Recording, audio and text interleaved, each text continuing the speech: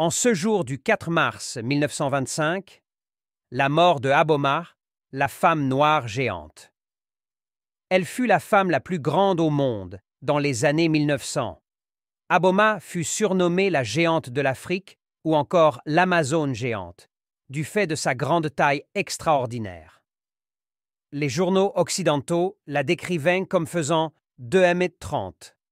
Bien qu'elle soit née en Caroline du Sud, aux États-Unis, ses directeurs de spectacle affirment qu'elle est née au Dahomey, aujourd'hui République du Bénin. Elle était la femme la plus grande du monde. Elle voyageait en Amérique du Sud, en Australie et en Europe, notamment en France.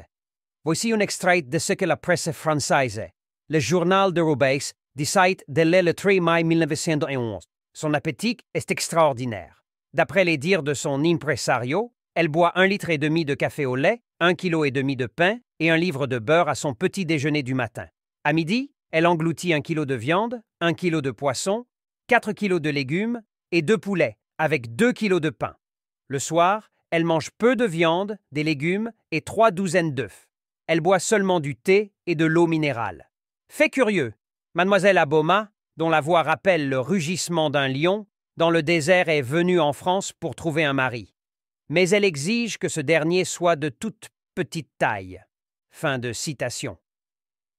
En effet, pour plaire aux préjugés racistes des Blancs, elle devait être présentée comme une bête de foire à l'appétit féroce et on lui prêtait de multiples légendes. Les racistes blancs disaient qu'elle était cannibale. Les Européens disaient qu'elle était une guerrière sanguinaire du roi du Dahomey, capable de supporter le poids d'un homme sur sa main. Isaac Amadou Lord, Écodrame, Morning Star.